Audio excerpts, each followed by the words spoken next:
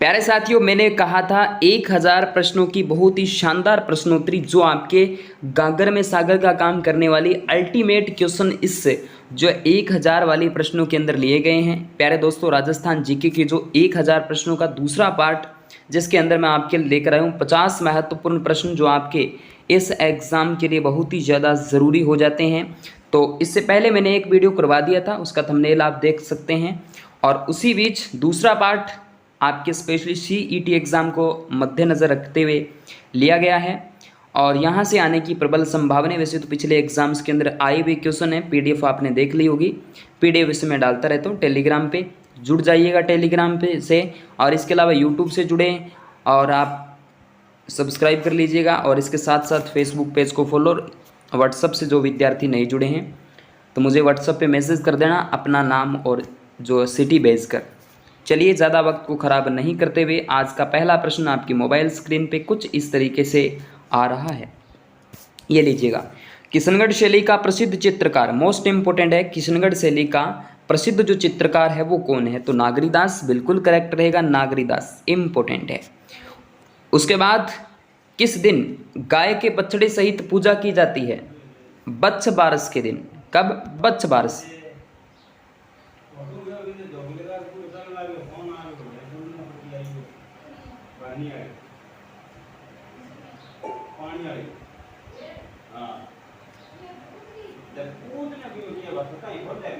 उसके बाद किस दुर्ग का प्रवेश द्वार नौलखा दरवाजा के नाम से जाना जाता है? मोस्ट इंपोर्टेंट है, रणथंभौर दुर्ग सवाई माधोपुर में।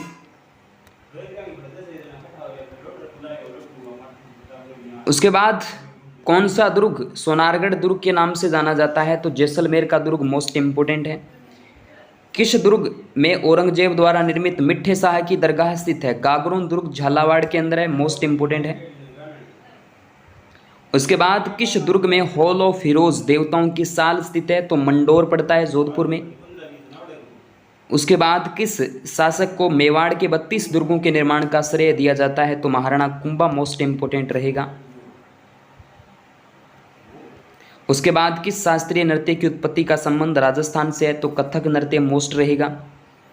किस संप्रदाय के अनुयायी धधकते हुए अंगारों पर अग्नि नृत्य करते हैं? जसनाती संप्रदाय मोस्ट इंपोर्टेंट रहेगा, सुना होगा।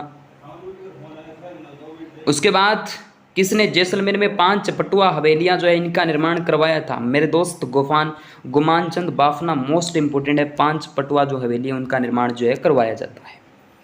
उसके बाद कृति स्तंभ कहाँ स्थित है? चित्तौड़गढ़ में है भी कृति स्तंभ। तो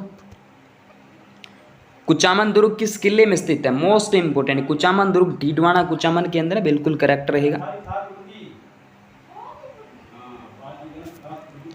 उसके बाद बात करते हैं कृपाल सिंह जो शेखावत है का कार्य किए जाने पर है, तो ब्लू पोट्री मोस्ट रहेगा, ब्लू पोट्री। उसके बाद केले के पत्तों पर सांझी प्रसिद्ध है, नाथ द्वारा राज संबंध में है, इंपोर्टेंट है। केला देवी के मंदिर में कौन से स्थान से संबंधित है? करौली से संबंध रखता है। चलिए अगला प्रश्न, कौन सा मेला वर्ष में 2 बार आयोजित होता है? मोस्ट इंपोर्टेंट है, जीण माता का मेला। जगदेव भवानी जीण माता मंदिर आपके रेवासा सीकर में है। आंवला नम्यू जैसे अक्षय नमू के नाम से भी जाना जाता है, ये कब मनाई जाती है? तो ये कार्तिक शुक्ल नम्यू को मनाई जाती है। उसके बाद राजस्थान का पर्यटन विभाग ऊंट महोत्सव आयोजित करता है, तो बीकानेर के अंदर आयोजित करता है। खिमेल माता मंदिर कहाँ स्थित है? ये सिरोही के अंदर आ जाता है, सिरोही मोस्ट रहेगा।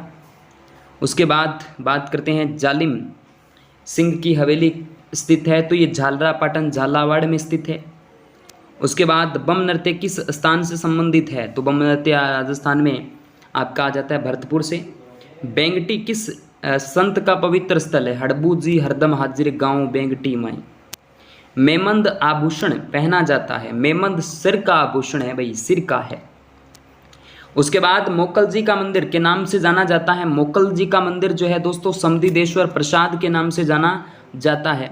सीताबाड़ी में किस जनजाति से संबंधित मेला भरता है? तो दोस्तों सहरिया जनजाति से संबंधित सीताबाड़ी में मेला भरता है। ये अलग अलग सोशल मीडिया पे आप मुझे फॉलो कर लीजिएगा, बाकी व्हाट्सअप वगैरह आपके सामने आ जाता है कुछ इस तरीके से। उसके बाद अचलगढ़, सुजानगढ़, सोनारगढ़ और गजनेर दुर्ग में से कौन सा एक अरावली पर्वतमाला में स्थित है? अचलगढ़ दुर्ग है भाई, बिल्कुल करेक्ट रहेगा। अचलगढ़ दुर्ग। उसके बाद बात करते हैं अजमेर के ख्वाजा मोइनुद्दीन किस सूफी सिलसिला से संबंधित है, चिश्ती से संबंधित रहेंगे। उसके बाद अजरक छापा कपड़े के दोनों ओर छापना किस स्थान की विशेषता है, बालोतरा बाड़मेर की है, ये इंपॉर्टेंट है।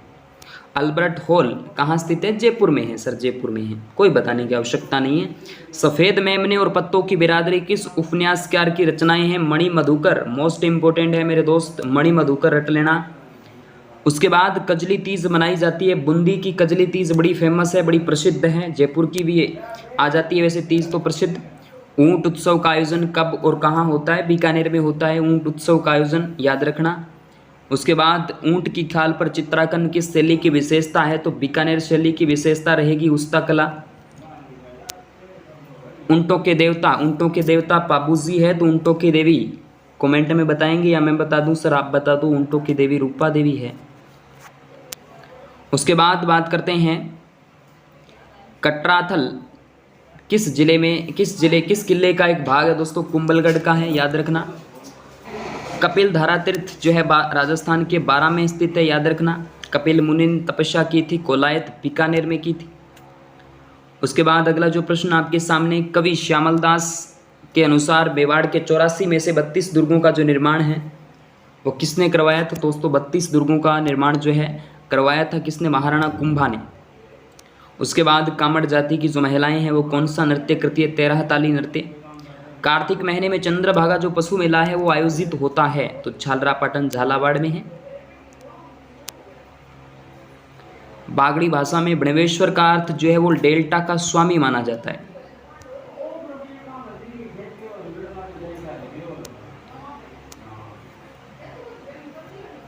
अचलगढ़ दुर्ग का निर्माण प्रारंभ किसने करवाया, तो परमारों ने। सुहाग मंदिर, सुख मंदिर, जय मंदिर किस किले में है, तो आमेर किले में है। आमेर का किला किस पहाड़ी पर है, तो काली खोह पहाड़ी पर बना हुआ है। अकबर की छतरी किस दुर्ग में है, तो बयाना दुर्ग भरतपुर में है। कौन सा किला ग्वालियर की कुंजी कहलाता है, तो मंडरायल दुर्ग, मंडरायल किला। किस दुर्ग का प्रकोटा तिहरा प्रकोटा है, तो गागरोन दुर्ग का है। उसके बाद पुष्य हवेली जोधपुर में है। बागोर की हवेली अमरचंद, बागोर की हवेली आपको बताइए कहाँ, अमरचंद ने इसका निर्माण करवाया। महणसेन और जयदयाल की हवेली बिसाऊ झुंझुनू में आ जाती है। ये सारे प्रश्न आपके सामने थे।